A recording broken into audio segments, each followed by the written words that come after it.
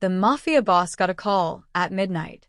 His ex-wife was in an accident, and he was still her emergency contact. When he arrived, he found her unconscious and a little girl in the hallway with his eyes. 5 years ago, she walked away pregnant. Now, someone knows about his daughter, and they're coming for her.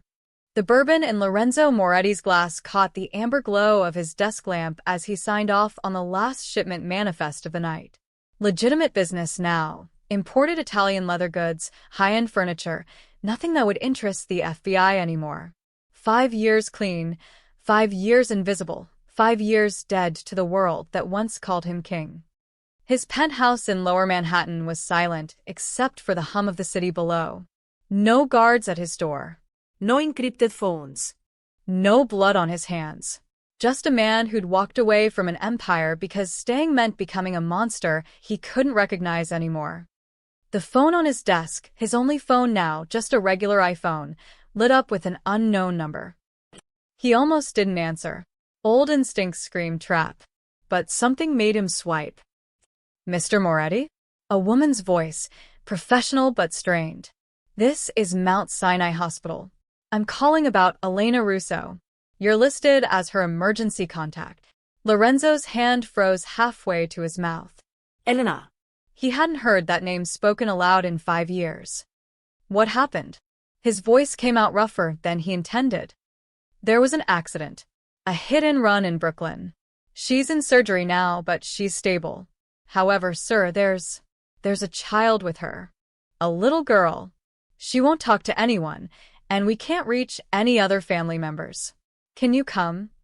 Lorenzo was already grabbing his keys. I'm 10 minutes away. He hung up and stood there for 3 full seconds, his mind racing through possibilities. Elena had kept him as her emergency contact. After everything. After she'd walked out of their marriage with nothing but a suitcase and words that still haunted him. I can't watch you become the thing you hate, Lorenzo. And I can't let our child grow up in your shadow. Our child. She'd been 2 months pregnant when she left. He'd known. She'd known he knew. And they'd both made the choice to let each other go. But a child. Here. Now. Lorenzo grabbed his jacket and headed for the elevator, his heart hammering in a way it hadn't since he'd put a bullet in the head of the man who'd killed his father. Different kind of fear. The kind that comes when you realize the past isn't buried, it's just been waiting. Mount Sinai's emergency room smelled like antiseptic and burnt coffee. Lorenzo walked through the sliding doors, and for a moment, he was invisible, just another worried family member in jeans and a dark coat. No taller suites anymore. No Italian leather shoes that cost more than a car. He'd learned to blend in to be nobody. A nurse directed him to the surgical wing's waiting area. His eyes scanned the space automatically, old habits cataloging exits, security cameras, potential threats. Then he saw her. A little girl sat alone on a plastic chair, her legs dangling above the floor.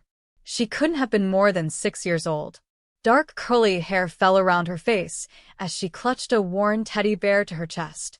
Her clothes were rumpled, pink leggings and a small denim jacket, and there was a smudge of something on her cheek.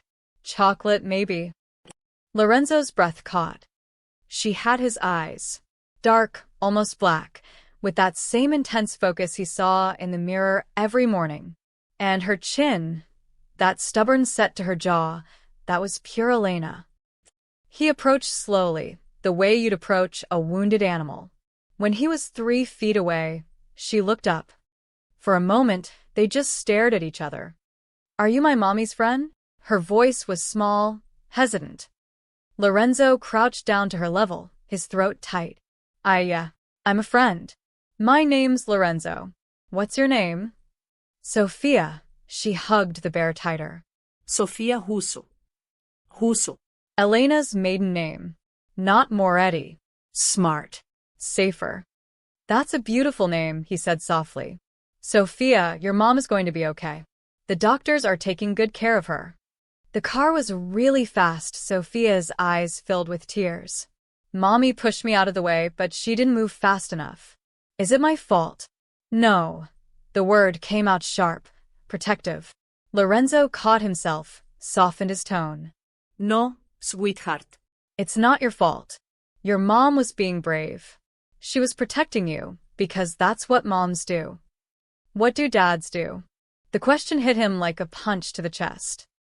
Before he could answer, a doctor emerged from the double doors, surgical mask pulled down around his neck. Family of Elena Russo. Lorenzo stood. I'm here. The doctor glanced at Sofia, then back at Lorenzo, clearly trying to figure out the relationship. She's stable. The surgery went well. We repaired a ruptured spleen and set her broken leg. She's lucky, could have been much worse. She'll need to stay for observation, but she should make a full recovery. Relief flooded through Lorenzo's chest. When can I see her? She's in recovery now. Another hour, maybe. Are you? The doctor looked at Sofia again. I'm family, Lorenzo said firmly. It wasn't a lie. Not really. The doctor nodded and left. Lorenzo turned back to Sofia, who was watching him with those two knowing eyes. Children who grow up around secrets learn to read people early. Is your mommy really going to be okay? She asked. Yeah, she is. Are you really her friend, or are you something else? Smart kid. Too smart. Lorenzo sat down beside her, keeping a respectful distance. I used to be married to your mom. A long time ago. Before you were born. Sofia processed this, her little forehead wrinkling. So you're like a before dad? The words gutted him. Something like that. Do you have kids now? No, he said quietly. Just you. Sofia tilted her head, considering him with an intensity that was unnerving in someone so small. Then she did something that broke him completely. She scooted closer and leaned her head against his arm. I'm scared, she whispered. Lorenzo's hand hovered for a moment before he gently rested it on her shoulder. Me too, kiddo. Me too. They sat like that in the waiting room, a ghost of a man and the daughter he never knew he had, while Elena fought her way back to consciousness 3 floors above them. Lorenzo's mind was already racing ahead. Hit and run in Brooklyn. Could be random. Probably was random. But 5 years ago, he'd made a lot of enemies. And if anyone from his old life found out Elena was alive, found out about Sofia. His phone buzzed. Unknown number. Again. He checked the text. Heard you've been busy tonight, ghost. The king returns for his queen? How poetic. See you soon. Lorenzo's blood turned to ice. Vittorio. The game had just begun. Elena's room was dim when they finally let Lorenzo in. Sofia had fallen asleep in the waiting room, curled up on 2 chairs pushed together, the teddy bear clutched under her chin. A nurse promised to watch her while Lorenzo went inside. Elena lay propped against white pillows, her face pale except for the bruising that had already started to bloom across her left cheekbone. Her leg was in a cast, elevated, for lines snaked from her arm. But her eyes, those fierce green eyes that had first captured him in a college bar 12 years ago, were open and alert. They locked onto him the moment he entered. Lorenzo, his name came out like an exhale, like she'd been holding her breath for 5 years. Hey, Ellie, he stood at the foot of her bed, hands in his pockets, because he didn't trust what they'd do otherwise. Reach for her, probably. Old muscle memory. They called you, it wasn't a question. I'm still your emergency contact, apparently. A ghost of a smile crossed her lips. I kept forgetting to change it. Or maybe I didn't forget. Silence stretched between them, filled with everything they'd never said, everything they'd walked away from. She's beautiful, Lorenzo said quietly. Sofia. Elena's expression shifted. Fear, defiance, and something else he couldn't name. You met her. She has my eyes. I know, Elena's voice cracked. God, Lorenzo, I know. Every time she looks at me, I see you. He moved closer, pulled up the chair beside her bed, and sat. Why didn't you tell me? Because I loved you. The words came out fierce, raw. Because you were drowning in that world, and I couldn't save you. But I could save her. I could give her a normal life. Ballet classes and birthday parties and bedtime stories that don't end with someone getting killed. Lorenzo looked down at his hands. Clean hands now, but the stains never really washed away. You were right to leave. I was becoming exactly what my father was. He met her eyes. I walked away, Elena. 3 months after you left. Dismantled everything piece by piece, moved the legitimate assets offshore, cut ties with everyone. I've been nobody for 5 years. Just a guy who imports furniture. Elena stared at him like she was seeing a ghost. You left the family? There was no family left to lead. Not after you took the only family I cared about, he paused. I looked for you. For months. But you'd vanished. I had help. My cousin in Seattle set up the new identity. We moved every year, Portland, Denver, Chicago. Ended up in Brooklyn 6 months ago. Sophia needed stability. She starts first grade next week. Elena's voice broke. Started. She was supposed to start. She will start, Lorenzo said firmly. You're going to be fine. The doctors said. That's not what I'm worried about. Elena grabbed his hand suddenly, her grip weak but desperate. Lorenzo, it wasn't an accident. The car that hit us, it didn't swerve.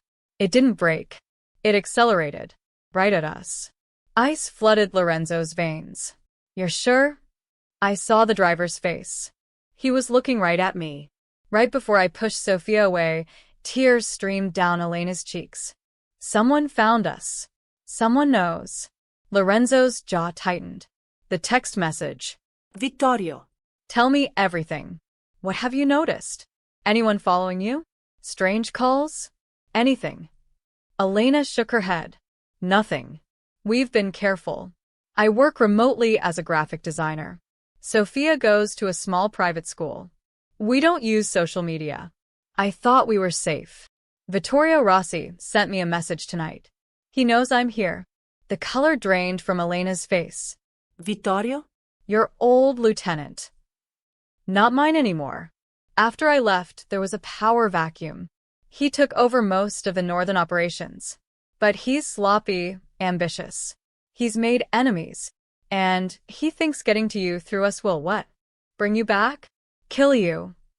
Both probably. Lorenzo's mind was already working through scenarios, calculating threats, planning moves.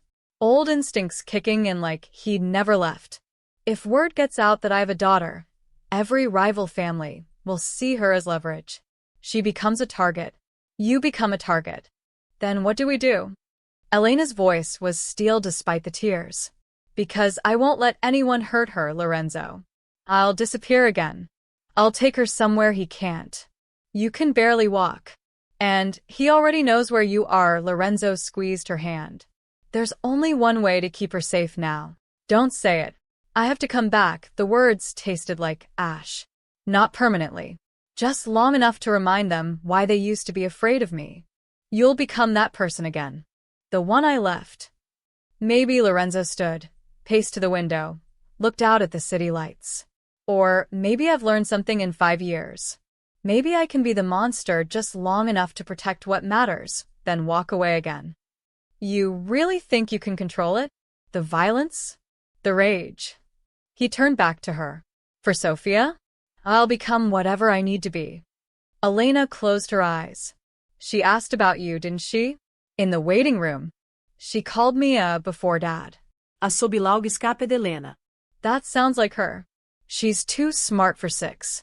Questions everything. Wonder where she gets that. Lorenzo returned to the bedside. Elena, I need to move you both somewhere safe. Tonight. Before Vittorio makes his next move. We can't just leave. My apartment, her school. Our death traps now. He pulled out his phone. Not the iPhone, but a second phone he'd pulled from a hidden compartment in his car. Old habits. I have a place. Secure. Outside the city. No one knows about it except me. Lorenzo. Do you trust me? The question hung in the air between them. 5 years of silence. 5 years of separate lives. One daughter who connected them forever. Elena looked at him for a long moment, then nodded slowly. I trust you to protect her. I always did. That's why I left. Because I knew you'd choose her safety over everything, even your empire. I just couldn't wait around to see if you'd figure that out in time. I'm figuring it out now. Better late than never, I guess. Lorenzo's phone buzzed. Another text from Vittorio. Pretty daughter. Shame if something happened to her school. P.S. Does she like swings? There's a nice playground on Bergen Street. The address was 2 blocks from Elena's apartment. Lorenzo's expression went cold, that old dangerous calm settling over him like a second skin. We're leaving in an hour. I'll arrange everything. What are you going to do? He looked at her, and for just a moment, she saw the man she'd fallen in love with and the man she'd feared he'd become, all at once. I'm going to remind Vittorio why ghosts are the things you should fear most. By dawn, Lorenzo had Elena and Sophia in a blacked-out SUV heading north toward the Catskills. Sophia slept in the back seat, still clutching her teddy bear. Elena sat in the passenger seat, silent, watching the city disappear behind them. But in Manhattan, in the back room of a social club that officially didn't exist, another conversation was beginning. Vittorio Rossi sat at the head of a long table, a glass of grappa in his hand, and a smile on his face that didn't reach his eyes. He was younger than Lorenzo by 5 years, handsome in that dangerous way that made people underestimate him. That was usually their last mistake. Around the table sat the heads of 3 families, the Castellanos from Boston, the DeMarcos from Philadelphia, and the Yukos, who'd moved in from Chicago after Lorenzo's exit left a power vacuum big enough to drive a truck through. Gentlemen, Vittorio said, his voice smooth as silk. Thank you for coming on such short notice. I have news that will interest you all. Marco Castellano, a barrel-chested man in his 60s with more scars than smile lines, grunted. This better be good, Rossi. I don't drive 3 hours for gossip. Oh. It's better than gossip. Vittorio pulled out his phone and tapped the screen. A photo appeared on the monitor behind him, grainy, pulled from a hospital security camera. Lorenzo crouched down, talking to a little girl in a waiting room. The ghost of Manhattan is alive. And he has a daughter. The room erupted. Bullshit, said Anthony DeMarco, youngest of the 3 at 45, with slick back hair and a suit that cost more than most people's cars. Lorenzo Moretti died 5 years ago. Or disappeared. Same difference. Did he? Vittorio advanced to the next photo, Lorenzo entering Elena's hospital room. This was taken last night at Mount Sinai, after his ex-wife was hit by a car. A car I may have provided the driver for. You tried to kill his wife? Yuki Tanaka, the only woman at the table, set down her tea with a sharp click. She ran the Yuko family with more efficiency and brutality than her late husband ever had. That's bold. Or stupid. Strategic. Vittorio corrected. I needed to draw him out. Confirm he was alive. And look, here he is. 5 years of hiding, and all it took was threatening his family. Marco leaned back in his chair. So what? He's out of the game. Has been for years.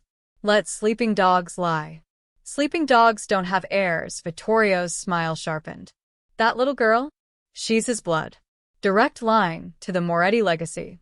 The territories Lorenzo once controlled, the ports, the trade routes, the political connections, those didn't disappear. They've been sitting dormant, waiting. Some of you have tried to take them. He looked pointedly at Marco. But the old families still remember who the real king was. They're loyal to the name, not to us. Get to the point, Yuki said coldly. The point is simple. Lorenzo's weakness is now visible. His daughter. If we control her, we control him. We can force him to transfer his assets, his connections, his loyalties. Or, Vittorio paused for effect, we eliminate them both. Remove the Moretti name from the board, permanently. Then we divide his old territory fairly among us. Fairly, Anthony snorted. Meaning you get the biggest piece. I did the work. I drew him out. I found the weakness. Vittorio's voice hardened. I spent 5 years building power while you all fought over scraps. Now I'm offering you a chance to feast. But if you're not interested, how do you know he won't just disappear again? Marco interrupted. take the girl, and vanish. Because I made it personal. I threatened his child directly. Sent him her school address. Vittorio refilled his grappa. Lorenzo Moretti was many things, but he was never a coward. He won't run. He'll fight. And when he does, he'll be rusty, sloppy, emotional. He's been playing businessman for 5 years. We've been sharpening our teeth. Yuki studied the photos. He doesn't look rusty to me. He looks like a man who remembered why people used to fear him. Then we make them fear us more, Vittorio stood. I'm moving men into Brooklyn tonight. The wife and kid were at Mount Sinai, but by now he's moved them somewhere secure. We find that location. We end this quickly. And if we can't find them, Anthony asked, then we burn down everything he cares about until he comes to us. Vittorio's eyes glittered. His old restaurants, his legitimate businesses, the charity foundation his mother started, all of it. We make noise. We make him choose between hiding and fighting. Marco stood slowly. You're talking about starting a war. I'm talking about finishing one that never ended. Lorenzo walked away, but he never surrendered. That makes him a threat as long as he breathes. Vittorio walked to the window overlooking Mulberry Street. 5 years ago, he was untouchable, the king of Manhattan. But kings who abandon their thrones don't get to keep their crowns. They get buried in the ruins they left behind. I'm in, Anthony said. The DeMarco family will commit 20 men and full access to our Philadelphia ports. When you find a girl, we want a cut of the Moretti shipping operations. Yuki considered longer. The Yuko family will provide intelligence and financial backing. But we don't touch the child unless absolutely necessary. Bad for business when civilians start paying attention. All eyes turned to Marco. The old man stood there, remembering a night 20 years ago when a young Lorenzo Moretti had walked into a meeting just like this one and single-handedly negotiated peace between 5 warring families. The kid had been fearless, brilliant, dangerous. He'd built an empire on respect and terror in equal measure. He taught you everything you know, Vittorio, Marco said quietly. You really think you can beat your teacher? He's not my teacher anymore. He's just a man protecting a family he abandoned. Vittorio's smile was all teeth. And men with weaknesses are easy to kill. Marco nodded slowly. The Castellano family is in. But when this goes sideways, and it will, don't come crying to me. It won't go sideways. Vittorio raised his glass. To the fall of kings and the rise of new empires. They drank. Outside, the city moved on, unaware that beneath its surface, old powers were stirring. By noon, word would spread through every underground channel, every hidden club, every backroom deal from New York to Chicago. The ghost is alive. The hunt is on. And Lorenzo Moretti's daughter is the prize. In the Catskills, Lorenzo's burner phone buzzed with messages from old contacts, people he hadn't spoken to in 5 years. Is it true? Do you need soldiers? The young ones don't remember you. Teach them. He deleted them all except one, from a number he recognized. Tommy Chun, his old driver, the only man from his past life he'd kept tabs on. The message was simple. Vittorio's calling a council. For families. They're coming for her, boss. All of them. Lorenzo looked at Sophia through the rearview mirror, sleeping peacefully, unaware that her existence had just reignited a war. He typed back, let them come. The safe house was a converted farmhouse tucked into 40 acres of woods, 2 hours north of the city. Lorenzo had bought it under a shell corporation 3 years ago, one of many contingencies he'd hoped never to use. The place was simple but secure. Reinforced doors, surveillance cameras hidden in the trees, a panic room in the basement, and enough supplies to last a month. Elena woke up as the SUV crunched up the gravel driveway. Pain medication had kept her sedated for most of the drive, but now her eyes snapped open with the alertness of a mother whose child might be in danger. Where are we? Her voice was groggy. Safe, Lorenzo said. That's all that matters. Sophia stirred in the back seat, yawning. Are we there yet? Yeah, kiddo. We're here, Lorenzo parked and came around to help Elena out. She winced as she maneuvered on her crutches, but she waved away his attempt to carry her. I can walk. Stubborn as ever. You expected different. Sophia scrambled out after them, looking around at the trees and the house with wide eyes. Is this a castle? More like a fort, Lorenzo said, unlocking the front door. But yeah, kind of.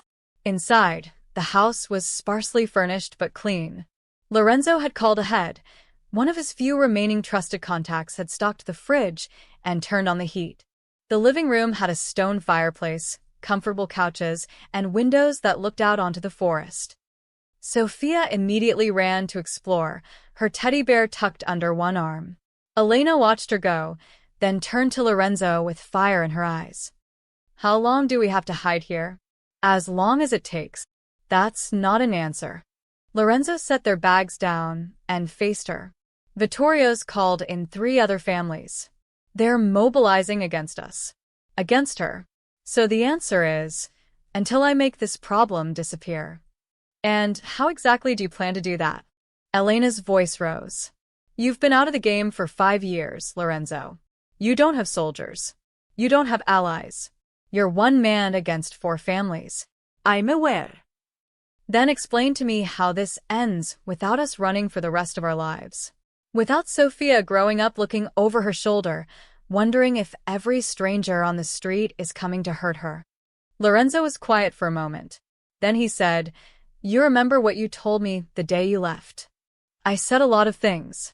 You said I couldn't love you and love my empire at the same time. That I had to choose. He met her eyes. I chose wrong. I thought I could hold on to both, that I could keep you safe inside that world. But you were right. I was becoming a monster. So I walked away from the empire. But I never stopped loving you. Elena's breath caught. Lorenzo, I'm not asking you to forgive me. Or take me back. I'm just telling you the truth. He moved closer. For 5 years, I've been half alive. Going through the motions. Pretending I was content being nobody. Then I saw Sophia in that hospital, and something woke up. Not the monster, something else. The part of me that knows what I'm fighting for now. You can't protect us by becoming him again. The man you were. I'm not becoming him, Lorenzo interrupted. I'm using him. There's a difference. The old Lorenzo? He fought for power, for respect, for an empire built on fear. This Lorenzo fights for a 6-year-old girl who called me a before dad and made me realize I want to be her actual dad. Tears spilled down Elena's cheeks. You should have stayed dead. You should have let us disappear. Maybe. But they found you anyway. Vittorio found you. And if he could, others will too, Lorenzo's voice softened. Elena, I know you hate needing me. I know you spent 5 years building a life without me. But right now, I'm all that stands between Sophia and people who see her as a tool or a target. So yeah, I'm going to use every dark skill I learned in that world. But this time, I'm using them for something that matters. Before Elena could respond, Sophia's voice called from upstairs.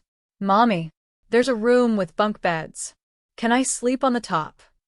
Elena wiped her eyes quickly. Let me see, baby. She hobbled toward the stairs, and Lorenzo moved to help her. For a moment, their hands touched on the railing. Neither pulled away. Interfered, Elena whispered. Not of them. Of losing you to that darkness again. Then keep me in the light, Lorenzo said. You and Sophia. Be the reason I come back. Upstairs, they found Sophia bouncing excitedly in a bedroom painted soft yellow. The bunk beds were carved wood, probably left by the previous owner. Sunlight streamed through the windows. Can I, Mommy? Please. Elena smiled despite everything. Let's start with the bottom bunk until my leg heals. I need to be able to reach you for bedtime stories. Will we be here a long time? Maybe a little while. Is it because of the bad people? Sophia's voice was suddenly small. The ones who hurt you with the car? Elena and Lorenzo exchanged glances.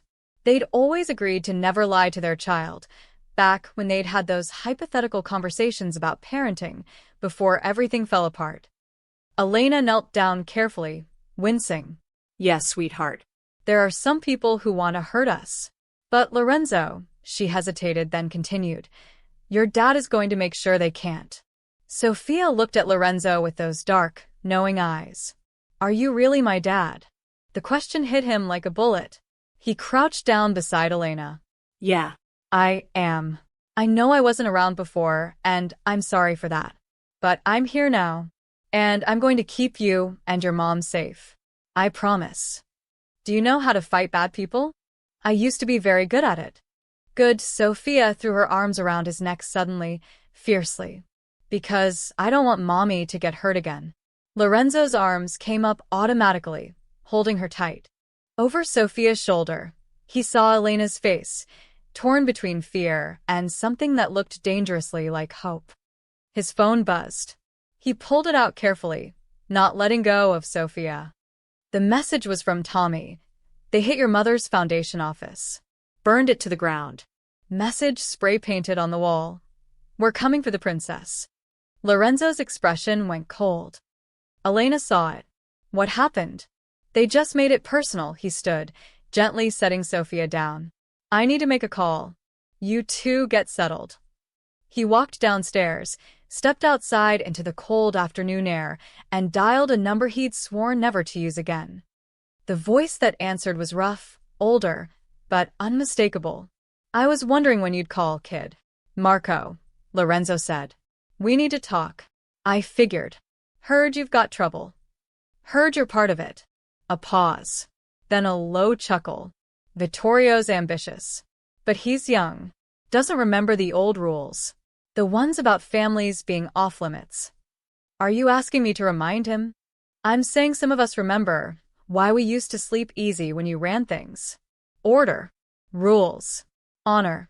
Even among thieves, Marco's voice hardened. This new generation? They're animals. Maybe it's time someone taught them how things used to be done. Lorenzo looked back at the house where his daughter was choosing which stuffed animals to put on her bunk bed. I'm not coming back, Marco. Not permanently. Didn't ask you to. Just handle Vittorio. Remind the youngbloods why ghosts should stay buried. Do that, and the rest of us will stay out of your way. And after? After, you disappear again. For real this time. We'll spread word you're dead. Make it stick. Your kid grows up normal. You get your happy ending. A pause. If you survive. If I don't. Then Vittorio was right, and you stayed gone too long. Either way, the question gets answered. Lorenzo closed his eyes. Tell the Castellanos to pull their men back. This is between me and Vittorio now. I'll pass the word. But Lorenzo? The others won't sit out easy. You're going to have to make a statement. Something that reminds everyone why your name still means something. I will. He hung up and stood there in the cold, watching smoke curl from the farmhouse chimney. Inside, he could hear Sophia's laughter, Elena's gentle voice. 5 years ago, he'd walked away from war. Now war had walked to his doorstep. And this time he had something worth fighting for. The first 3 days at the farmhouse developed a rhythm that felt almost normal. Almost. Mornings, Lorenzo made breakfast: scrambled eggs, toast, orange juice for Sophia. She sat at the kitchen table, swinging her legs, asking 1,000 questions about everything from why the sky was blue to whether the chickens they could hear in the distance had names. Can we name them? Sophia asked on the third morning, syrup on her chin. They're not our chickens, kiddo. But they need names. That one sounds like she's saying Barbara. Can we call her Barbara? Elena watched from the couch, her casted leg propped up, a small smile playing at her lips. You're going to spoil her. Good, Lorenzo said, wiping Sophia's face with a napkin. She deserves to be spoiled. But beneath the domestic surface, tension hummed like a live wire. Elena saw it in the way Lorenzo checked his phone constantly, the way his eyes tracked every bird that flew past the window, the way his hand instinctively moved to his waistband where he'd started carrying a gun again. At night, after Sophia fell asleep, they sat by the fireplace in careful silence. Elena reading, Lorenzo planning. The space between them filled with everything unsaid. On the fourth day, Sophia found a box of art supplies in one of the closets and decided Lorenzo needed a portrait. "Sit still," she commanded, wielding a crayon with serious concentration. "I am sitting still. You're thinking too hard. I can see it in your forehead. Stop thinking." Elena laughed from the couch. "Good luck with that." Lorenzo tried to relax as Sophia worked, her tongue poking out in concentration. She was drawing him in purple crayon with what appeared to be a cape. "Am I a superhero?" he asked. "Obviously. You're protecting us from bad guys." "That's what superheroes do," Sophia added a yellow sun in the corner. "Mommy says you used to do bad things, but now you're good. Is that true?" Elena's eyes shot up from her book. Lorenzo felt the weight of both their gazes. "Yeah," he said carefully. "I made a lot of mistakes. Hurt people I shouldn't have hurt. But I'm trying to be better now." "Why did you do bad things?" "Because I thought power was the most important thing. I thought if I was strong enough, I could protect everyone I loved. But I was wrong. I just pushed them away." Sophia considered this, then added a smaller figure next to his purple-caped form. "That's me. I'm helping you fight the bad guys." "You are, kiddo. Just by being here." When Sophia finished, she held up the drawing proudly. Lorenzo looked ridiculous. Purple cape, enormous muscles, a crown on his head. But beside him, tiny Sophia held his hand, and the sun shone overhead. "It's perfect," he said, his throat tight. "I know," Sophia handed it to him. "You can keep it. For bravery." After Sophia went upstairs to play, Elena spoke. "She's getting attached to you. Is that a problem?" "I don't know yet." Elena set her book down. 5 years, Lorenzo. 5 years she didn't know you existed. Now suddenly you're here, making breakfast, accepting crayon portraits, being the dad I always wanted you to be. What happens when this is over? When Vittorio's handled and we go back to our lives? "I don't know," Lorenzo admitted. "But I know I can't walk away from her. Not now. Not after." His phone buzzed. He checked it, and his expression darkened. "What?" Elena asked. "Tommy's outside. I asked him to come." "You brought someone here?" "To our safe house. I need information. And Tommy's the only one I trust." Lorenzo stood. "He doesn't know the exact location. I'm meeting him at the road." "Lorenzo. Lock the door behind me. Don't open it for anyone but me." He grabbed his jacket and gun. "I'll be back in 20 minutes. Elena watched him go, fear and frustration warring in her chest. Tommy Chun waited by a nondescript sedan at the end of the long driveway.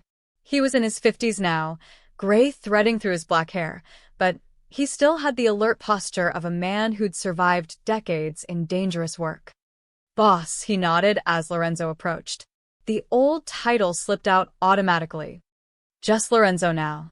"Old habits." Tommy handed him a folder. "Information you wanted. Vittorio's movements, family positions, who's still loyal to you." Lorenzo flipped through it. "The DeMarcos pulled back. After your conversation with Marco, yeah. Castellanos are officially neutral. But the Yukos are still backing Vittorio. And he's brought in outside contractors, Russians, from what I hear. Mean bastards who don't care about the old rules." "How many men does he have?" 40, maybe 50. Well armed. He set up a command post at the old meatpacking plant in Queens. "The one you used to own." Lorenzo's jaw tightened. "Of course he did." Symbolic. "There's something else." Tommy pulled out his phone, showed Lorenzo a video. "This went out on the underground channels yesterday." Lorenzo pressed play. Vittorio's face filled the screen, smooth and confident. "Lorenzo Moretti," Vittorio said to the camera, "you made a mistake coming back. You made a bigger mistake having a family. I'll give you 72 hours to turn yourself in. Come to the plant. Alone. Surrender your assets, your contacts, everything. Do that and maybe I let your daughter live. Don't, and I burn down everything you love. Starting with that pretty farmhouse you think nobody knows about." The video ended. Lorenzo's blood ran cold. He's bluffing. He doesn't know where we are. "You sure about that? Because 3 hours ago, A car was spotted on the county road nearest to here. No plats. Just circling. Could be coincidence. Or surveillance, Lorenzo's mind raced. We need to move. Tonight. Where? I have another place. Upstate. More remote, Lorenzo checked his gun. But first, I need you to spread a message. Let it be known through every channel that I'm accepting Vittorio's invitation. 72 hours from now, I'll be at the meatpacking plant. Tommy's eyes widened. That's suicide. No, it's strategy. He wants me to come alone and afraid. Instead, I'm coming prepared. Lorenzo handed the folder back. And I need to borrow some of your men. People you trust. How many? 10. Well-trained. Loyal. Boss, Lorenzo, you've been out 5 years. You think you can just walk into a trap and walk back out? I think Vittorio's made a critical mistake. He thinks I'm weak now because I have something to lose. But that's exactly what makes me dangerous. Lorenzo started walking back toward the house. A man protecting his family doesn't fight to win. He fights to survive. And there's nothing more terrifying than that. Inside the farmhouse, Elena had managed to hobble upstairs to check on Sophia.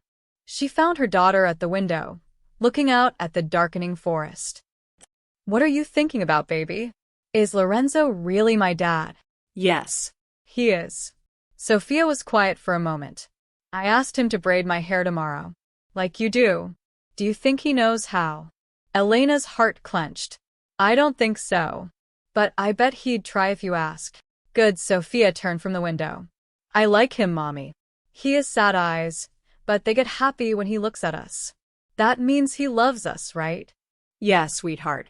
I think it does. Outside, Lorenzo stood at the tree line, watching the house. His phone buzzed with one final message from an unknown number. Tick-tock, ghost. 72 hours. Don't keep us waiting. Lorenzo deleted it and headed inside. He found Elena and Sophia in the bedroom, Sophia chattering about naming all the forest animals. Hey, he said softly. Sophia? I have a favor to ask. What? Tomorrow morning, will you teach me how to braid hair? I never learned, and I think it's something dads should know. Sophia's face lit up like Christmas. Really?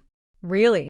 As he stood there, watching his daughter's joy and Elena's cautious hope, Lorenzo made a promise to himself. Whatever darkness he had to embrace in the next 72 hours, he'd find his way back to this moment. The braiding lesson went about as well as expected. Sophia sat patiently on the couch, her teddy bear in her lap, while Lorenzo fumbled with sections of her dark curly hair. His fingers, hands that had once dismantled guns in seconds, that had signed deals worth millions, couldn't seem to master the simple over-under pattern. No, Sophia giggled. You're twisting it wrong. It's over, under, then you add more hair. I am adding more hair. That's my ear. Elena watched from the kitchen, coffee in hand, trying not to laugh. You're doing great, Lorenzo. Lying to me isn't helpful, Ellie. Okay, you're doing terribly. But it's adorable. After 20 minutes, Lorenzo had managed something that vaguely resembled a braid, though it was lumpy and already coming apart. Sophia ran to the mirror to inspect it. It's perfect, she declared, though it clearly wasn't. You're a kind liar, Lorenzo said. Mommy says sometimes little lies are okay if they make people happy. Sophia hugged him around the waist. Thank you for trying. Those 4 words hit harder than any bullet. But the moment shattered when Lorenzo's phone rang. Not the burner, but the other one. The one only Tommy had the number for. Lorenzo's face changed instantly. Go upstairs with your mom, Sophia. Now. Something in his tone made Sophia obey without question. Elena gathered her crutches, shooting him a worried look as she ushered their daughter away. Lorenzo answered. Talk. It started. Tommy's voice was tight. 20 minutes ago, Vittorio's men hit the restaurant on Mulberry Street. Your old place. They walked in during lunch rush, fired shots into the ceiling, told everyone Lorenzo Moretti sends his regards. Then they burned it down. Lorenzo closed his eyes. Casualties? 3 injured, none dead. But boss, That's not the worst part. They hit St. Mary's too. The church. His mother's church. Where she was buried. What did they do? Desecrated the cemetery. Spray-painted threats on her headstone. The priest called the cops, but Tommy trailed off. You know how that goes. Nobody saw anything. Lorenzo's grip on the phone tightened until his knuckles went white. There were rules. Even in the darkest days of his reign, there were rules. You didn't touch places of worship. You didn't disrespect the dead. And you never, ever brought civilians into the war. He's trying to make you emotional, Tommy continued. Make you sloppy. Come rushing and angry instead of smart. It's working. Don't let it. That's what he wants. Lorenzo forced himself to breathe. What else? Word on the street is he's planning something bigger. His men are moving tonight. Heavy weapons, multiple vehicles. I think he's going after your legitimate businesses. The furniture imports, the warehouses. Everything you built after you left. Let him. Those are just buildings. There's more, Tommy hesitated. He's putting out word that he knows where Sophia goes to school. Her teacher's name. Her classroom number. He's broadcasting it, Lorenzo. Making sure you know that he knows. The world went red at the edges. He's bluffing. She's not in school. She's here. Doesn't matter. He's sending a message. Nowhere is safe.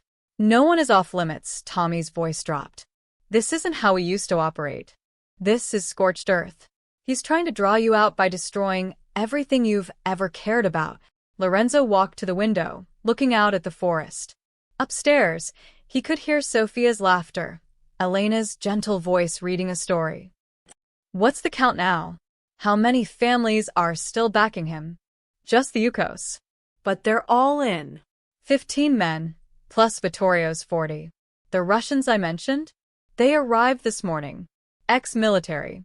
These aren't street soldiers, Lorenzo. These are trained killers. Good. Then it'll be a fair fight. This isn't funny. I'm not laughing, Lorenzo turned from the window. 72 hours, Vittorio said.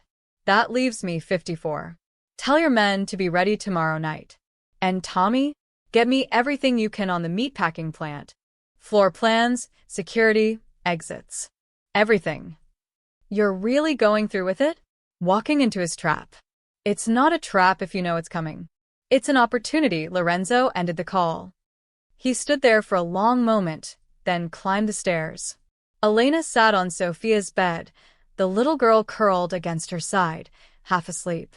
The storybook lay open across Elena's lap. Elena looked up, saw his face, and her expression shifted. How bad?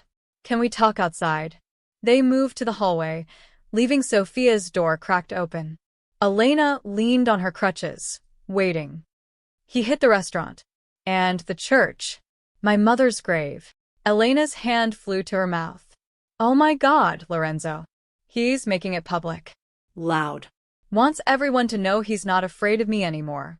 That the Moretti name means nothing. Maybe it shouldn't, Elena said quietly. Maybe you should let it die. Change our names, move to another country, start completely over. He knows about Sophia's school. Teacher's name, classroom number. He's broadcasting it. All color drained from Elena's face. Even though she's not there? Why would he? To show me he can reach her anywhere. That even if we run, he'll find us. Lorenzo's voice was cold, controlled. He's not just coming after me, Ellie. He's coming after the idea of me. Everything I built, everyone I protected. He wants to erase it all. Then let him. Who cares about your legacy? We're alive. Sophia's safe.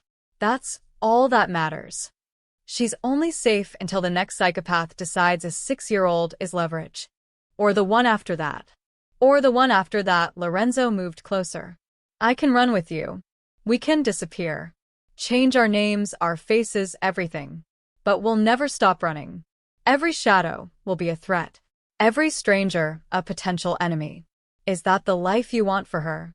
Elena's eyes filled with tears. No. But I don't want her to lose you either.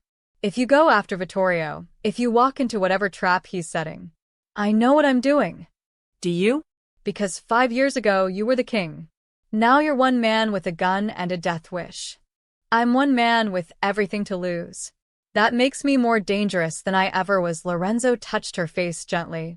I'm not doing this for pride or power, Ellie. I'm doing this so Sophia can go to first grade without bodyguards. So she can name chickens and braid hair and have a normal life. But first I have to close this door. Permanently. And if you don't come back? The question hung in the air between them. Then you take Sophia and you disappear. Tommy will help you. New identities, new life. You'll be okay. We won't be okay without you. The words came out broken. She just found you.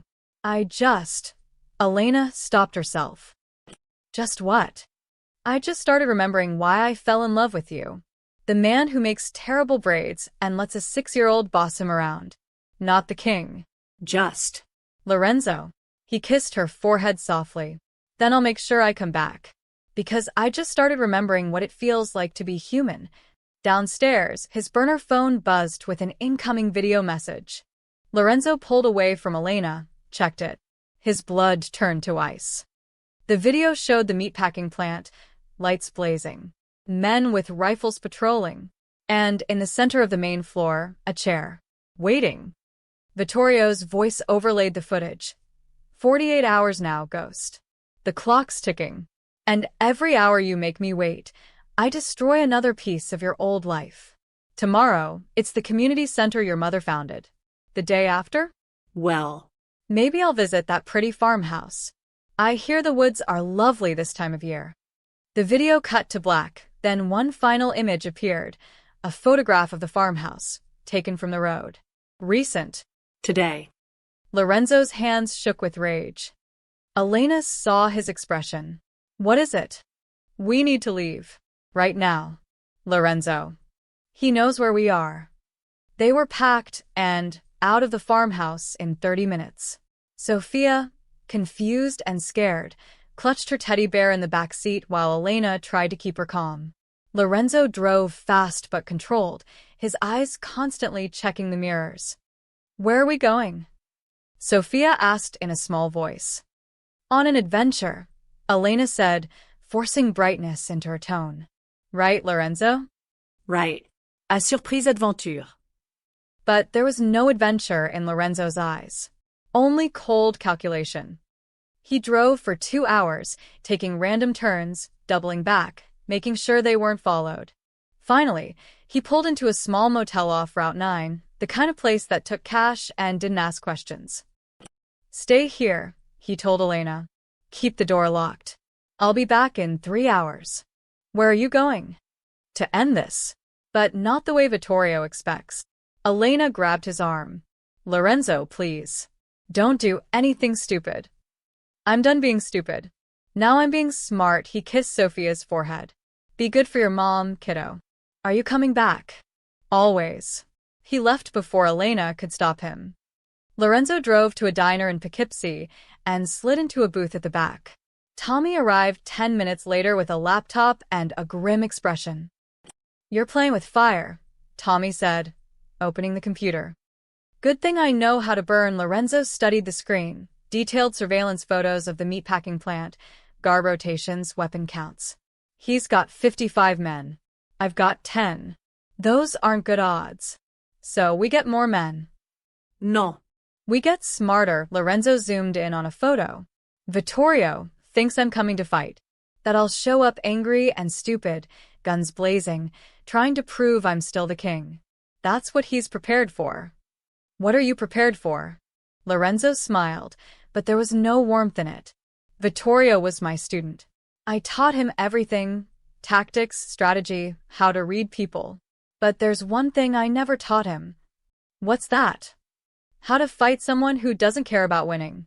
Only surviving. Lorenzo pulled out his phone. I need you to spread some information. False information. Let it slip that I'm moving Elena and Sophia to a safe house in Connecticut. Give them an address. A fake address. No. A real one. Abandoned warehouse I used to own. Has some security. Looks legitimate. Lorenzo's eyes glittered. While Vittorio sends his men there, thinking he's getting ahead of me, I'll be somewhere else entirely. Where? Right under his nose, Lorenzo pointed to the surveillance photo. See this section? The old administrative offices. Vittorio's using them as his command center. 3 guards, maybe 4. Sloppy. He's focused on the main floor, expecting a frontal assault. Tommy stared. You're going to sneak into his headquarters? Not to fight. To listen, Lorenzo pulled out a small black device, a digital recorder with a transmitter. I'm going to plant bugs in his office. Record his conversations. His plans. Everything. That's insane. That's why it'll work. He thinks I'm a blunt instrument. All muscle and rage. He's forgotten I used to be smart. Lorenzo closed the laptop. Once I have his communications, I'll know his next move before he makes it. Where his men are positioned. What his real target is. And then what? Then I don't fight him on his terms. I make him come to me. On my terms, Lorenzo stood. But first, I need to give him something to chase. The Connecticut address. Exactly. He'll send 20, maybe 30 men. Split his forces. Weaken his position. While they're raiding an empty warehouse, I'll be planting evidence. What kind of evidence? Lorenzo's smile turned predatory. The kind that destroys empires. Financial records. Communications with corrupt cops. Deals with the Russians that violate about 15 international laws. I've been collecting information on Vittorio for 3 years. Ever since I heard he was making moves. I just never had a reason to use it. Now you do. Now I do. Lorenzo pulled out a second phone. Not his burner, something else. This gets uploaded to every law enforcement database simultaneously. FBI, de Interpol. I won't just destroy Vittorio. I'll destroy everyone backing him. The Yukos. The Russians. All of it. Tommy sat back, impressed despite himself. You're going to bring down the whole house. No. I'm going to make them bring it down themselves. Rats fleeing a sinking ship. Vittorio's allies will turn on him the second they realize he's toxic. He'll be alone. Vulnerable. And then you disappear. Let the law handle him. Exactly. No bloodbath. No war. Just information, leverage, and pressure applied at exactly the right points. Lorenzo checked his watch. I need your men ready tomorrow night. Not to fight, to extract. Get Elena and Sofia somewhere truly safe, while Vittorio's distracted. Can you do that? Where? Canada. I have contacts in Toronto. Clean papers, new identities. They'll be set up in 48 hours. And you? I'll join them when this is finished. Tommy studied him. You really think you can just walk away after? The families won't forget. Someone will always be looking. Let them look. Lorenzo Moretti will be dead. Officially. Completely. The man who joins his family in Toronto will be nobody. Just a guy who imports furniture. He paused. Like I should have been 5 years ago. And, if something goes wrong, then make sure Elena and Sofia get out. That's the priority. Not me. Tommy nodded slowly. You've changed, boss. I had to. For her, Lorenzo pulled out his wallet, showed Tommy the crayon drawing Sofia had made, the purple-caped superhero holding her hand. This is who I'm fighting for now. Not territory. Not respect. Just her. That's what makes you dangerous now. You've got nothing to lose except everything that matters. Exactly. They spend the next hour going over details, timing, equipment, exit strategies. When they finally left the diner, Lorenzo drove back toward the motel, but stopped a mile away at a gas station. He called Elena from a payphone. Are you okay? Her voice was tight with worry. I've fine. Listen, tomorrow night, Tommy's going to move you and Sofia north. To Canada. Don't argue, just trust me. What about you? I'll be right behind you. 2 days, maybe 3. But I need to know you're safe first. Lorenzo. Ellie, please. This is the only way I can do what needs to be done. If I'm worried about you too, I'll make mistakes. Let me focus on ending this. Silence. Then, Sofia asked when you were coming back. I told her soon. Don't make me a liar. I won't. Promise me. On her life. Promise me you'll come back. Lorenzo closed his eyes. I promise. On her life. I'll come back. Okay. Okay, Elena's voice cracked. Be careful. Please. Always. He hung up and stood there in the cold night air, watching his breath fog in the darkness. Somewhere in the city, Vittorio was planning his next move, confident in his superior numbers, his youth, his hunger. But Vittorio had made one critical mistake. He'd given Lorenzo something to fight for that was bigger than pride or power. And that made all the difference. Lorenzo got back in his car and drove into the night. Tomorrow, the real game would begin. Not the one Vittorio expected, the one Lorenzo had been planning since the moment he saw his daughter's face. The king was dead, but the father was just getting started. The Connecticut address Tommy leaked hit the underground networks at 10 a.m. By noon, Vittorio had taken the bait. Lorenzo watched from a rooftop 3 blocks away as black SUVs converged on the abandoned warehouse. 32 men, heavily armed, moving with military precision. Vittorio wasn't taking chances. But Vittorio wasn't there. He was too smart to risk himself on a simple extraction. Perfect. While his men surrounded an empty building, Lorenzo was already moving toward the meatpacking plant in Queens. He'd ditched the SUV for a delivery van. White, nondescript, the kind that became invisible in industrial areas. Inside, he wore maintenance coveralls with a fake company logo. A toolbox sat beside him, but inside weren't tools. Inside was everything he needed to dismantle an empire. The plant's perimeter was guarded, but not as heavily as before.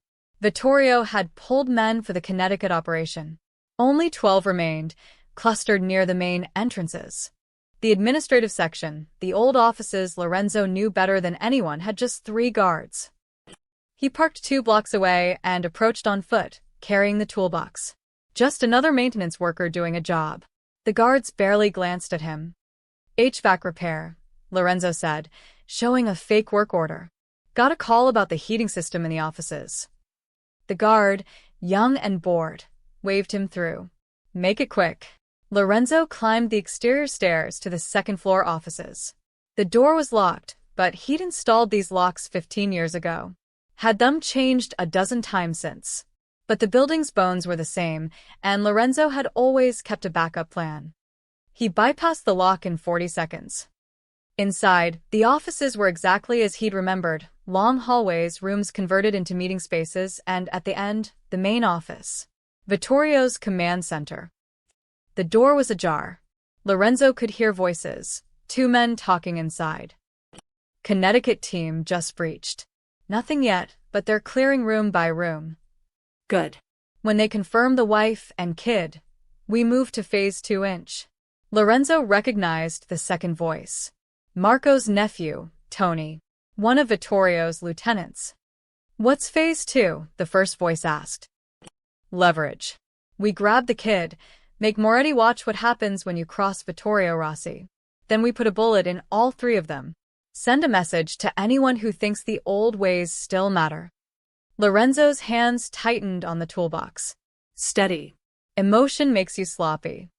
He waited until both men left the office, heading to the main floor to coordinate, then slipped inside. Vittorio's command center was organized chaos. Maps on the walls, photos of Lorenzo's legitimate businesses marked for destruction, and in the corner, a communication hub. Phones, laptops, encrypted radios. Lorenzo worked fast. Bug under the desk. Another in the phone. A third inside the laptop's charging port. All tied to a remote transmitter in his pocket. Within 5 minutes, he owned every conversation that would happen in this room. Then he saw it. On the desk, a folder marked insurance inside. Detailed surveillance of Sophia. Photos of her at the Brooklyn apartment building, walking to the corner store with Elena, playing in a small park. Timestamps, locations, patterns. And underneath, a map of Toronto with an address circled. The address of Lorenzo's contact. They knew. Somehow, Vittorio knew about the Canadian escape plan. Lorenzo's blood ran cold. He pulled out his phone, took photos of everything, then froze. Footsteps in the hallway. Multiple men. Coming fast. He glanced at the window, second floor, fire escape outside. But the window was painted shut, would make noise opening. The door was the only exit, and men were approaching. Lorenzo did the only thing he could. He slid under the desk, pulled his gun, and waited. The door opened. 3 sets of footsteps entered. Absolutely sure? Vittorio's voice, sharp and excited. They're certain it's them? Positive, boss. Connecticut team confirms. Convoy spotted heading north on Route 7. Civilian car, woman matching Elena Moretti's description, child in the back seat. They're following at a distance. Lorenzo's heart stopped. Convoy? There was no convoy. Elena and Sophia were at the motel, waiting for Tommy.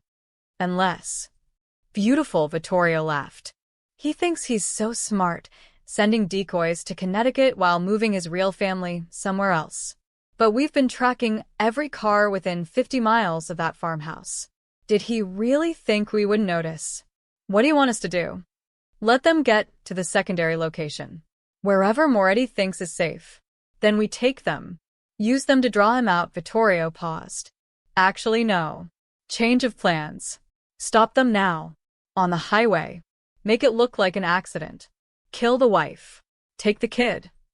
And Moretti will come running straight to us. Emotional. Broken. Easy to kill. Lorenzo's finger moved to the trigger. 3 feet away. He could take them all, but the noise would bring more guards. And if Vittorio died here, his men would scatter, including whoever was following that convoy. But if Lorenzo didn't act, that convoy would be stopped. And whoever was in that car. Wait. Convoy. Decoy. Elena's description. Tommy. Tommy had sent a decoy. Lorenzo's mind raced through the possibilities. Tommy must have anticipated Vittorio's surveillance. Set up a fake extraction to draw attention away from the real one, which meant Elena and Sophia were moving now, while everyone watched the decoy. But if the decoy got stopped, if Vittorio's men discovered it was fake, they'd know. They'd scatter their forces, find the real car. Lorenzo needed them to believe the decoy was real, at least long enough for Elena and Sophia to cross the border. Under the desk, Lorenzo made a decision. He pulled out his own phone. Not the burner, not the regular phone, but a third device. A disposable. He typed a quick message to Tommy. Decoy compromised. Abort real extraction. Go now. But he couldn't send it. Not without the phone's light giving away his position. Vittorio and his men were still talking. Want confirmation when they have the girl. Photos. Video. I want Moretti to see what we have before we make the trade. What trade? You said we'd kill them. We will. But first I want to watch him beg. The great Lorenzo Moretti, on his knees, pleading for his daughter's life. That's the image that'll destroy his legacy forever. The men left, their footsteps receding down the hallway. Lorenzo waited 30 seconds, then slid out from under the desk. He sent the message to Tommy, then looked at the bugs he'd planted. They were useless now. He'd heard what he needed to hear. Vittorio knew about the decoy. Knew about Toronto. Knew too much. Someone had talked. Or Vittorio had been smarter than Lorenzo gave him credit for. Either way, the plan was blown. Lorenzo moved to the window, forced it open despite the noise. The fire escape groaned under his weight as he descended. No alarms yet, but they'd know someone had been there soon. He reached the van and drove, not back to the motel but to a new location. A backup plan for the backup plan. His phone buzzed. Tommy, got your message.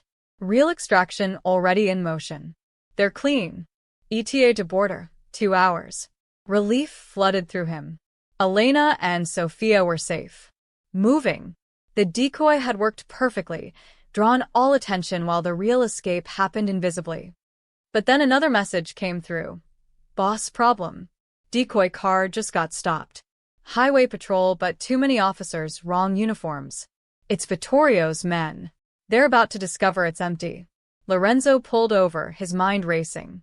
Once Vittorio knew the decoy was fake, he'd realize Lorenzo had outmaneuvered him. He'd panic, scatter his forces to find the real extraction. Unless Lorenzo gave him something bigger to focus on. Lorenzo turned the van around, heading back toward the meatpacking plant. He texted Tommy, "Tell your decoy drivers to run." Led Vittorio's men on a chase. Away from the border. Away from the real extraction. Where to? Lorenzo smiled grimly. To me, he was done playing defense. Done hiding. Done running. If Vittorio wanted Lorenzo Moretti, he'd give him exactly that. But not the broken, emotional man Vittorio expected. The king. One last time. Lorenzo pressed the accelerator and drove toward the war he'd been avoiding. Not for pride. Not for power. For the two people in a car somewhere behind him, driving toward safety and a future he'd bought them with one final performance. The abandoned opera house on the edge of Red Hook stood like a ghost of old New York, beautiful even in decay. 15 years ago, Lorenzo and Vittorio had met there for the first time. A young Vittorio, ambitious and hungry, had asked to join Lorenzo's organization. Lorenzo had brought him to this place, tested him, and ultimately made him a lieutenant. Now Lorenzo stood on the same stage, alone, waiting. The text he'd sent Vittorio was simple. "You want me? I'm at the beginning, where it all started. Come alone, or you'll never know what I took from your office." It was 11 p.m. The decoy chase had led Vittorio's men on a wild pursuit through 3 counties before the drivers finally ditched the car and vanished. By Lorenzo's calculations, Elena and Sofia had crossed into Canada 20 minutes ago. Safe. Beyond Vittorio's reach. Now he could finish this. Footsteps echoed through the opera house. Not one person. Multiple. Lorenzo smiled grimly. Of course Vittorio hadn't come alone. The main doors opened, and Vittorio walked in flanked by 6 armed men. He looked confident, expensive suit unmarred, hair perfectly styled. A young king entering his domain. Lorenzo, Vittorio's voice carried through the empty space. "I have to admit, this is poetic. Coming back to where we began." Seemed appropriate. Lorenzo stood center stage, hands visible, no weapon drawn. "You wanted to talk. So talk." "There's nothing to talk about. You're finished. Your family's gone. Yeah, we figured out the decoy. Cute trick. But we'll find them. Canada, Mexico, Europe, doesn't matter. We have resources, time, and motivation. Do you?" Lorenzo pulled out his phone. "That's interesting. Because 10 minutes ago, I sent a very detailed file to the FBI. Financial records showing your connections to the Russian Bratva. Communications proving you've been smuggling weapons through ports you don't control. Ports that belong to the Castellano family." Vittorio's expression flickered. "You're bluffing." "Am I? Check your encrypted server. The one you thought was secure. I've been inside your network for 3 days, Vittorio. Every email, every text, every phone call. I own all of it." Lorenzo's voice was ice. "I also sent evidence to Marco Castellano showing how you've been skimming from joint operations. And to Yuki Tanaka proving you planned to betray the Yukos the moment this was over. By morning, you won't have any allies left. Just enemies." One of Vittorio's men whispered something urgent. Vittorio pulled out his phone, checked it, and his face went pale. "You're lying. Your server's been wiped, hasn't it?" "That was me. 30 minutes ago. But don't worry, I kept copies of everything. Uploaded to 3 different cloud services, set to release automatically if I don't check in every 12 hours. So if you kill me here, all that information goes public anyway. To the FBI, to your rivals, to the press. Your empire burns either way." Vittorio's hand moved toward his gun. "You son of..." "I wouldn't." Lorenzo's voice cut through the air like a blade. "Look up." Vittorio and his men looked up at the opera house balconies. Red dots appeared on their chests, laser sights from hidden positions. "Tommy's men," Lorenzo said calmly. 10 snipers. "I lied when I said come alone. Just like you lied about everything else. Difference is, my people listen to me." "You think you've won?" Vittorio's voice shook with rage. You think this changes anything? It changes everything. Because I'm not here to kill you, Vittorio. I'm here to give you a choice. What choice? Lorenzo pulled a small recording device from his pocket, pressed play. Vittorio's voice filled the opera house.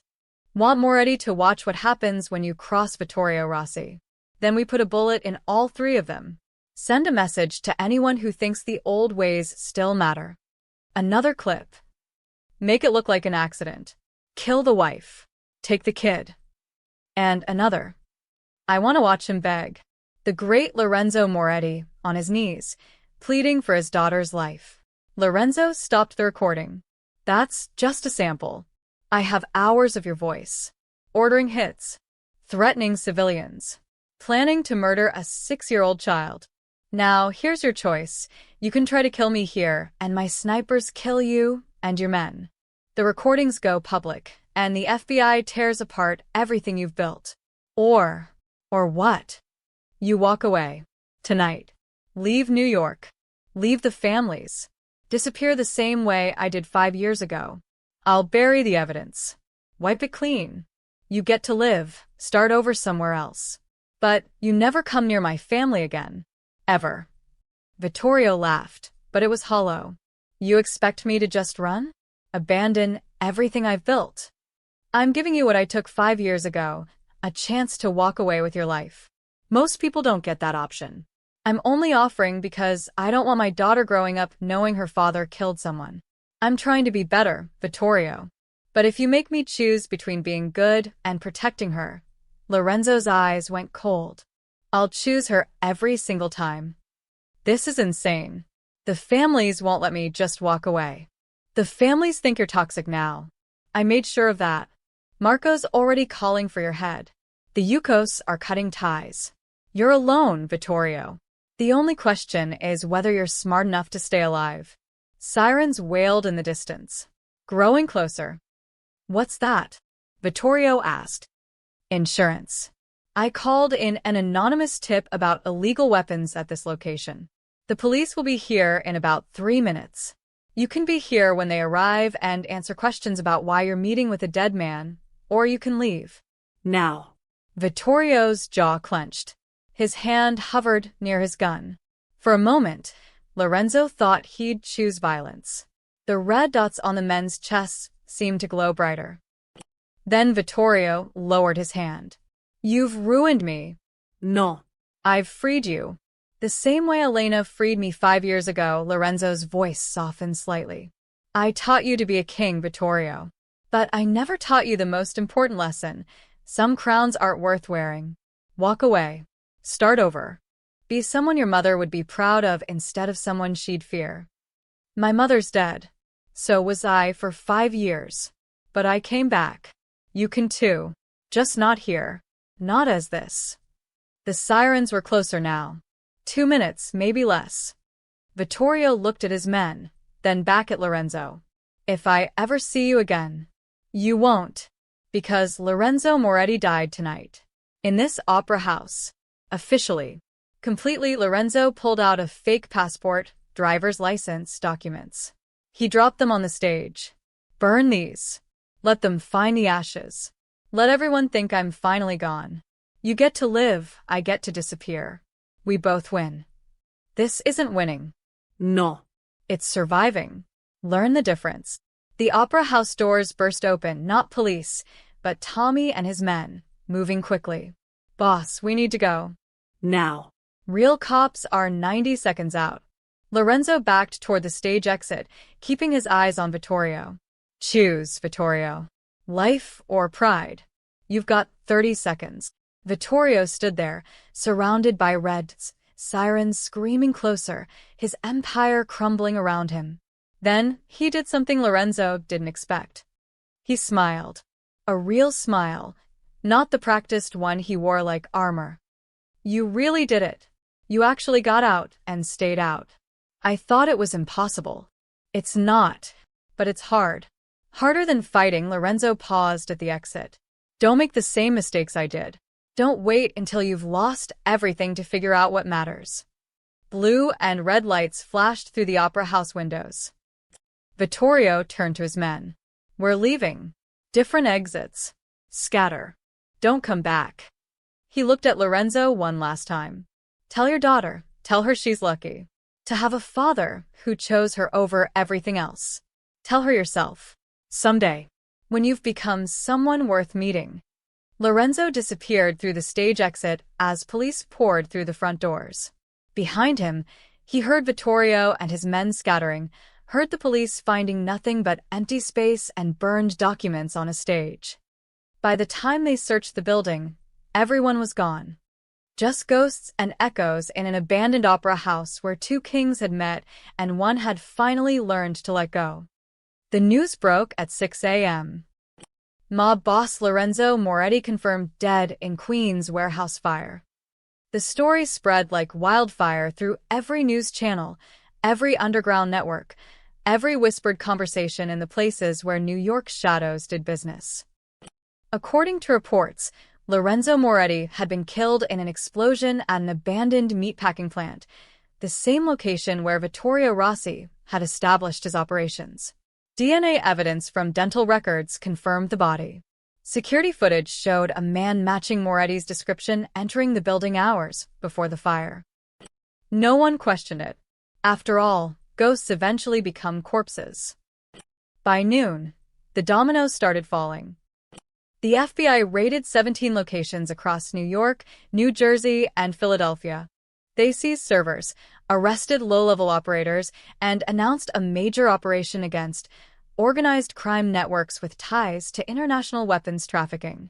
Vittorio Rossi's name appeared in the first wave of indictments, but Vittorio was nowhere to be found. His apartment was empty, his phone dead, his accounts frozen. He'd vanished like smoke. Marco Castellano held a press conference, his lawyers speaking carefully. The Castellano family operates legitimate businesses only. Any allegations of criminal activity are false and will be vigorously defended in court, but privately, Marco was already distancing himself from anyone connected to Vittorio. Yuki Tanaka was more direct. She called a meeting of the remaining family heads and made a simple announcement. The Yukos are out. Completely. We're moving operations to the West Coast. What happens in New York is no longer our concern. By evening, Vittorio's empire had collapsed entirely. His soldiers scattered, his assets seized or claimed by rivals, his name becoming a cautionary tale about ambition outpacing wisdom. In a coffee shop in Newark, Anthony DeMarco met with his accountant and quietly began liquidating his more questionable investments. The writing was on the wall. The old ways were dying, and those who didn't adapt would die with them. But the strangest news came 3 days later. Anonymous leaks began appearing to investigative journalists. Detailed financial records showing which police officers had been on certain payrolls, which judges had taken bribes, which politicians had looked the other way. Names, dates, amounts, everything documented with meticulous precision. The mayor held an emergency press conference. We are committed to rooting out corruption at every level. These allegations will be investigated thoroughly.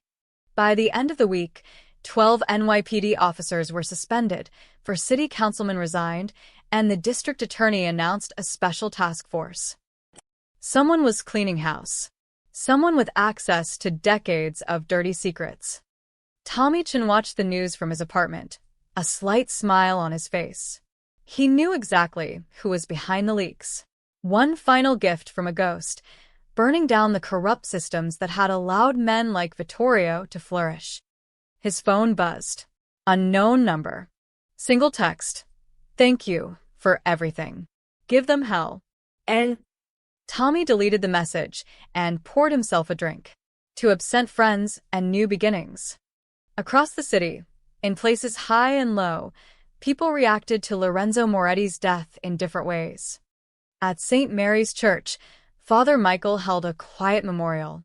Only 3 people attended, elderly parishioners who remembered Lorenzo's mother, who'd once been the heart of this neighborhood.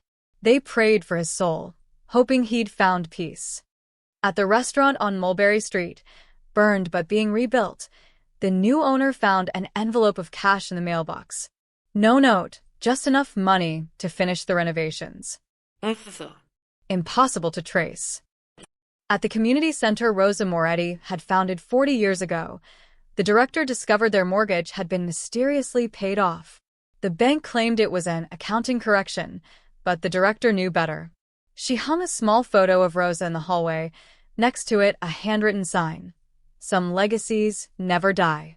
In Brooklyn, at Sophia's school, the principal received a large anonymous donation to the scholarship fund. The note attached said simply, "For the children who dream of better futures." Lorenzo Moretti was dead, the news said. But his ghost was busy. On the 7th day, Tommy received a package.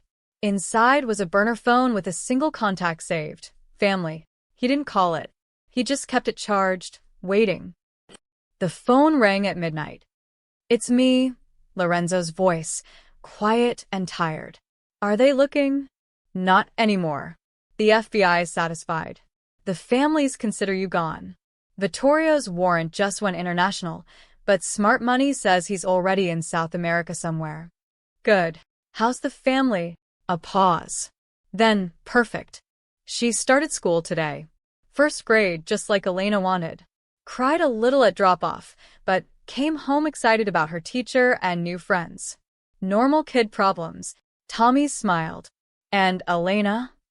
"Learning to forgive me. It's slow. But we've got time now." Lorenzo's voice carried something Tommy had never heard before. Contentment. "Thank you, Tommy. For everything. For believing I could be more than what I was. You always were more, boss. You just needed a reason to see it. I'm not the boss anymore. I'm just a guy named Michael Carson who imports furniture. Boring. Invisible. Exactly what I need to be."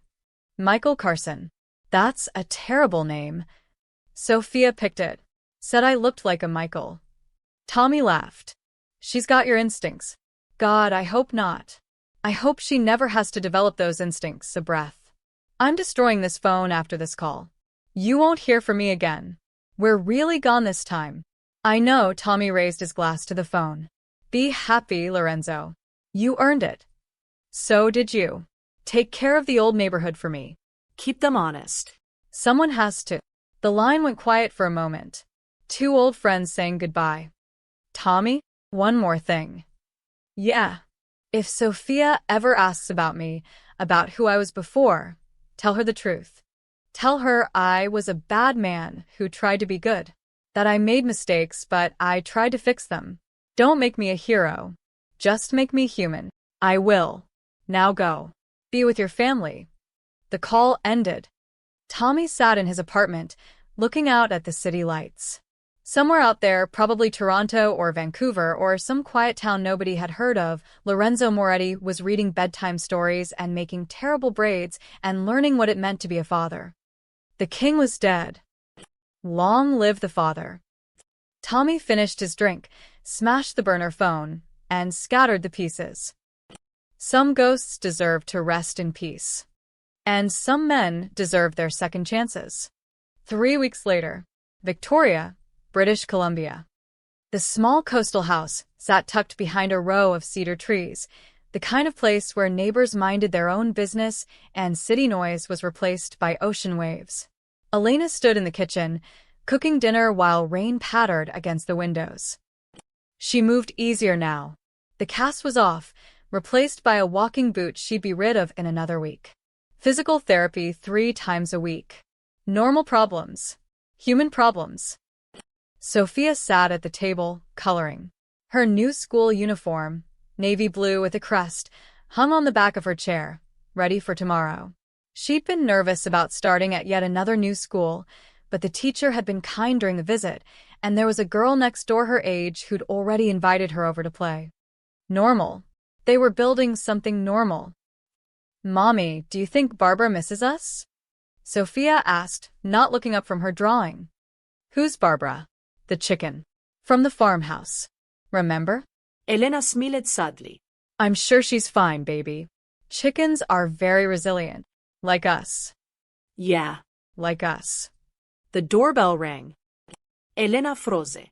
They weren't expecting anyone. Didn't know anyone here yet. The house was rented under a false name, paperwork processed through layers of shell companies.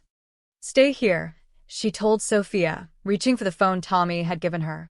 One button for emergency. One call, and they'd disappear again within hours. She approached the door, looked through the peephole. A delivery man stood on the porch, holding a package. Baseball cap pulled low, jacket collar up against the rain. Normal, except the way he stood, the set of his shoulders. Something familiar. Elena opened the door a crack, keeping the chain on. Delivery for Carson? The man said, voice muffled. Carson. Their new name. But they'd had nothing delivered. Elena's hand moved toward the phone.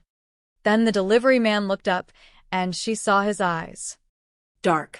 Intense. Heartbreakingly familiar. Lorenzo? She whispered. He pulled the cap lower. Package for you, ma'am. Needs a signature. Elena's hands shook as she unchained the door.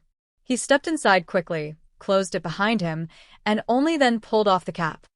It was him. Thinner, maybe. Beard grown out. Hair longer and dyed darker. But him. You shouldn't be here, Elena said, even as relief flooded through her. I know. I needed to see you. Both of you. Make sure you were really okay. We're okay. We're safe. You promised you'd wait. That it wasn't safe yet. It's not. But 3 weeks felt like 3 years. Lorenzo set down the package. Actually empty, just a prop. I was careful. 3 different flights, fake passport, cash only. Nobody followed me. I'll be gone by morning. Lorenzo. Daddy. They both turned.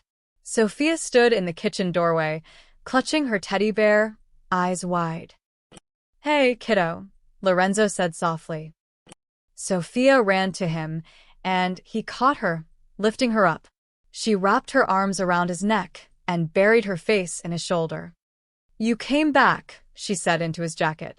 Mommy said you would, but I was scared you wouldn't. I promised, didn't I? I always keep my promises to you. Lorenzo held her tight, his eyes closed. Over her head, he met Elena's gaze. I'm sorry. I know this isn't the plan. I know I'm risking. Stop, Elena said, moving closer. Just stop. You're here. That's what matters. I can't stay. You know that, right? Another week, maybe 2, and then we'll deal with it. Together, Elena touched his face, the new beard unfamiliar under her fingers. You look different. That's the idea. Michael Carson, furniture importer. Boring as hell. Is Michael Carson good at braiding hair? Because Sophia's been asking. Sophia pulled back from his shoulder. Mommy tries, but she's not as fun as you. You make them lumpy.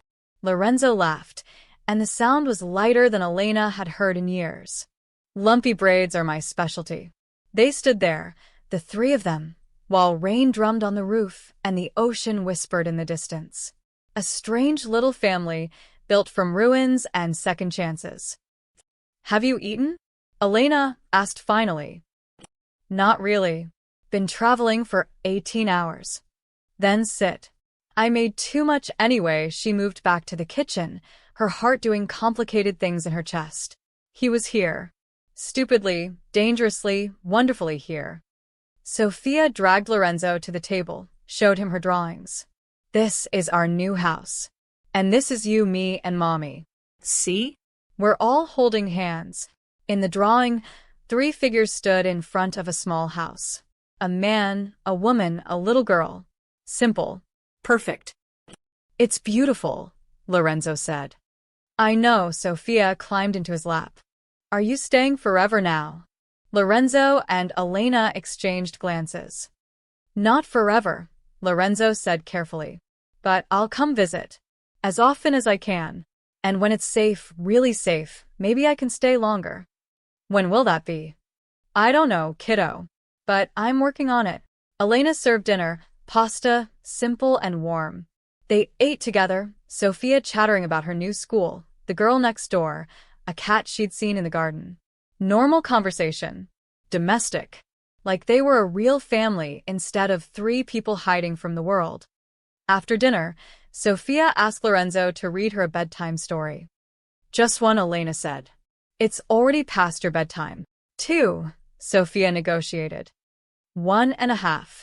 Deal. Lorenzo carried her upstairs to the small bedroom, painted soft yellow. Elena had insisted on yellow, said it reminded her of the farmhouse. Sophia's stuffed animals were arranged on her bed, her school uniform laid out for morning. He read her 2 full stories, unable to deny her anything, while Elena stood in the doorway watching. When Sophia finally fell asleep, her hand clutching his, he carefully extracted himself and tucked the blanket around her. She missed you, Elena whispered as they stepped into the hallway. I missed her. Both of you. Lorenzo looked around the small house. This is nice. Quiet. Everything I wanted for you. It's lonely sometimes. She asks about you every day. When you're coming. If you're safe. If we'll ever be together for real. What do you tell her? That her daddy loves her very much. And that someday, when the bad people forget about us, we'll be a real family, Elena's voice cracked. I want to believe that, Lorenzo. Tell me I'm not lying to her. Lorenzo pulled her close, and Elena let herself lean into him. Just for a moment. He smelled different, new soap, different cologne, but underneath was still him. You're not lying, he said into her hair. I'm making it happen. Slowly. Carefully. But I'm burning every bridge that could lead back to you. In 6 months, maybe a year, Lorenzo Moretti will be so thoroughly dead that no one will ever think to look for Michael Carson. And then I come home. For real. Forever, he pulled back, looked at her face. If you'll have me, I know I don't deserve it. I know I destroyed what we had. Elena kissed him. Sudden, fierce, desperate. When she pulled back, tears streamed down her face. Don't be noble. Don't tell me what you deserve. Just tell me you'll come back. I'll come back. I swear on everything I am, everything I was, I'll come back to you. They stood there in the dim hallway, holding each other while their daughter slept safely in the next room. Outside, the rain fell. The ocean sang. The world turned. And for one night, in a small house on the Canadian coast, 3 ghosts pretended they were real.